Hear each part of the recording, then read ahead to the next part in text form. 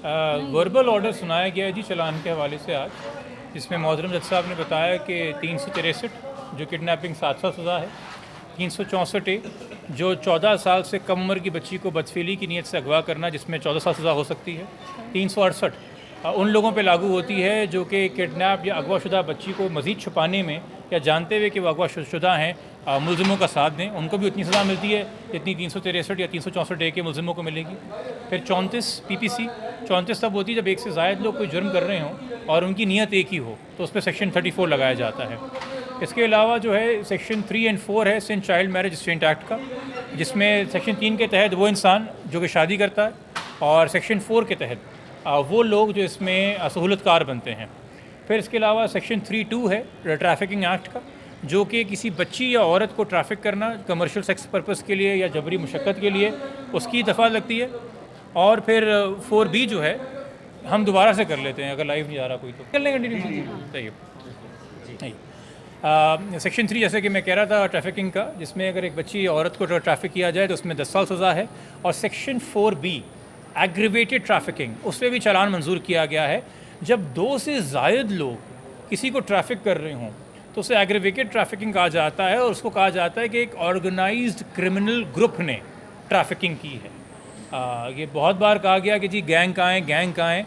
कानून गैंग का लफ्ज़ इस्तेमाल नहीं करता, कानून कहता है ऑर्गेनाइज्ड क्रिमिनल ग्रुप। 4B का इसमें तलाक़ हुआ है।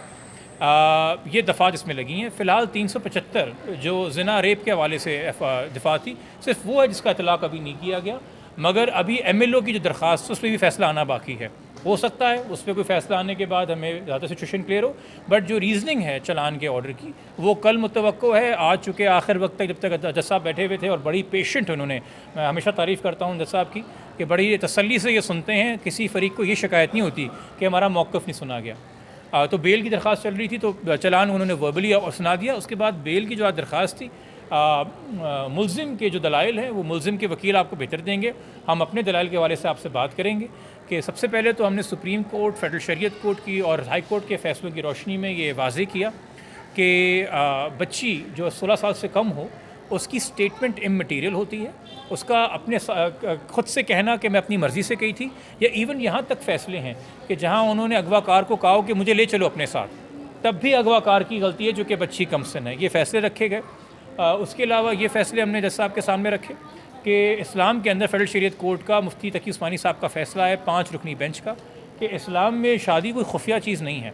तो जहाँ खुफिया शादियाँ हों और बच्चियों को उनके वलियों से, सरपरस्तों से, ख़ानदान से दूर रख के शादियाँ हों, और उसके बाद जो दूल्हा है वो अडल्ट हो और वो बच्ची के जवान होने का, बालिग होने का, आकिल होने का इंतज़ार ना करे, क्योंकि हो सकता है बच्ची उस वक्त अपनी नीयत बदल दे। इन तमाम तरह की चीज़ों को देखते हुए ट्रायल कोर्ट के ऊपर एक बड़ी भारी जिम्मेदारी है। और ये भी है कि जो जिसको हम बार बार कहते हैं जिस्मानी बलूगत, प्यूबर्टी, ये ऐसे केसेस में एक रेलेवेंट फैक्टर हो सकता है, मगर ये डिसाइडिंग फैक्टर नहीं हो सकता। अक्सर ये आर्गूमेंट ये आता है कि जी चूँकि बच्ची प्यूबर्ट है तो जो फ़ैसला करना चाह, और अक्सर लोग इस्लाम की भी गलत तशरीह पेश कर रहे होते हैं। मैं उनसे भी गुजारिश करूँगा, आपकी नेक नीति होगी, आप यकीनी तौर पर अल्लाह के दीन की खिदमत करना चाह रहे हैं, मगर अल्लाह की दीन की सही खिदमत है पहले अल्लाह के दीन को पढ़ना, फिर समझना, तहकीक करना और सही बयान करना। दावत भी करें तो कम से कम समझ के पढ़ के करें। मज़ीद ये हमने जो स्टेटमेंट्स रखे जज साहब के सामने दलाइल के अंदर, वो ये बात रखी कि मुल्ज़िम ने कैसे एक तरीके से फ़्रॉड करके लाहौर हाई कोर्ट से प्रोटेक्टिव बेल हासिल की थी, और कैसे चकमा दे के एक अदालत से छुपा के कि उसने पहले प्रोटेक्टिव बेल कहीं से अप्लाई की मगर उसको नहीं मिली, फिर वो यहाँ तक पहुँचा है। हमने वो खतूत भी जो हमने IU को लिखे थे वो तमाम व्हाट्सएप कन्वर्सेशन के साथ, जिसमें बार बार इसरार कर रहा था मुल्ज़िम कि जी माफ़, मैटर ख़त्म करें, मैटर ख़त्म करें, मुझे माफ़ कर दें, मैटर ख़त्म कर दें। ये भी हमने जज साहब के सामने रखा कि ये विटनेस टेम्परिंग में और बैजरिंग में आता है। इसके अलावा हमने ये जजमेंट्स भी जज साहब के सामने रखे इसमें कि 375 का बेशक इस वक्त चलान के हवाले से इतलाक़ ना हुआ हो, मगर बेल सुनते हुए अगर फैक्ट्स ऑफ द मैटर्स में आर्गूमेंट सुनते हुए जज साहब को लगे कि इतलाक़ होता है तो उसके हवाले से भी वो बेल की चीज़ों को देख सकते हैं, तो वो कुछ तलाते रखे। फिर यकीनी तौर पर असगर अली और हाफिज़ ग़ुलाम मुस्तफ़ा जिनकी बेलें पहले खारिज हुई थी 364A की वजह से, अभी चूँकि 364A लगा हुआ है, चलान में कॉग्निज़ेंस ले लिया गया है, तो सेम फैक्टर इन पे अप्लाई होता है। और वो तो सहूलतकार थे, मेन आर्किटेक्ट्स और ऑर्केस्ट्रेटर तो ये थे शब्बीर और ज़हीर। और फिर CDR में इनकी लोकेशन का आना चलान से ये सामने रखा जज साहब के। बच्ची का मुग़विया का पहली रिकवरी का 5 जून को चिश्तियाँ भावलपुर से मुल्ज़िम के पास से होना, ये रखी बात जज साहब के सामने। बच्ची का बर्थ सर्टिफिकेट जो है वो वेरीफाई होना, और कैसे supreme court Azad Jammu and Kashmir, supreme court Pakistan, Sindh high court और लाहौर हाई कोर्ट ये फैसले दे चुकी है कि जहां वाक़े से बहुत पहले इजरा हुआ हो बर्थ सर्टिफिकेट का और उसमें एक डेट लिखी हुई हो और वो डेट कंसिस्टेंटली सारे हुकूमती दस्तावेज़ात में लिखी हुई हो, तो उस डेट को ओवरराइड नहीं किया जा सकता मेडिकल एविडेंस। तो हम तो ये भी खुश नहीं कि नियर टू 15 है, हम तो कहते हैं अंडर 14 है बच्ची। तो वो केस को अभी हमने साहब के सामने रखा और बताया कि अवामी कॉलोनी UC23 से तस्दीक शुदा है बच्ची का बर्थ सर्टिफिकेट, ये तमाम चीज़ें भी आईं।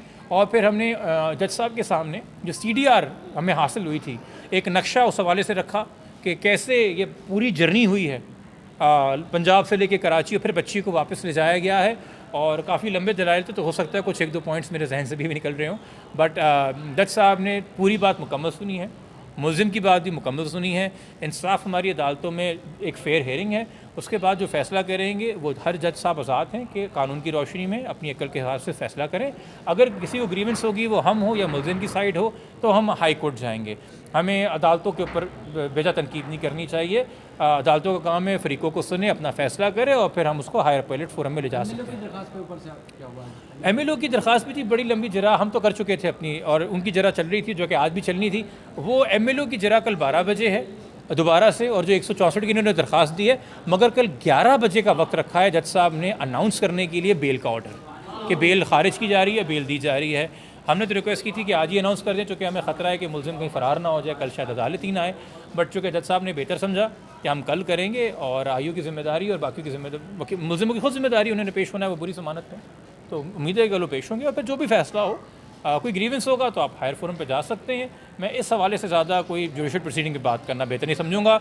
वैसे ही एक तरीके से जिस तरीके से इस केस पे रिपोर्टिंग हुई है और अदलिया के हवाले से बातें की गई हैं, जिस पे कुछ कंटेम्प्ट चीज़ें फाइल भी हुई हुई हैं, ऐसी कोई अदालत नहीं है इस केस में जिसमें हम पेश हुए हों और जहां अदालत के जजेस ने ये बात कही हो कि हमारे किरदार के हवाले से हमारे बारे में क्यों बातें की जा रही हैं। बहुत अफसोसनाक बात है हमारे लिए। बतौर वकील जब हम जज साहब के सामने खड़े होते हैं, हम शर्मिंदा होते हैं।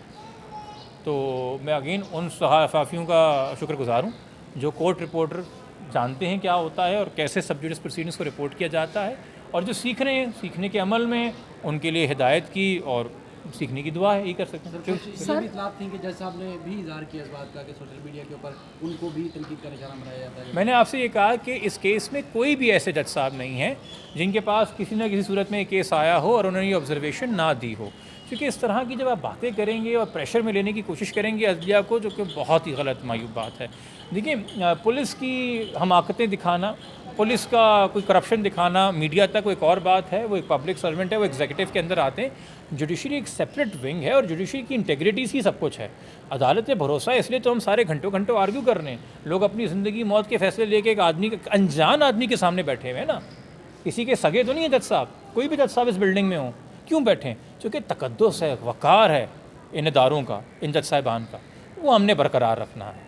ठीक है, तो सर कल उम्मीद है कि इनकी बेल कैंसिल हो जाएगी या फिर तौसी कर दी जाएगी? देखिए, अगर कैंसिल हो जाती है तो ठीक है, वो अपील फ़ाइल करेंगे, तब भी हमें आगे काम है हमारे लिए पड़ा हुआ। और अगर ग्रांट कर दी जाती है तो हम अपील फ़ाइल करेंगे, तब भी हमारे लिए काम आगे पड़ा हुआ है। सुकून तो ना आपको आने वाले कुछ महीनों में, ना हमें। आसान जवाब ये है। ठीक है।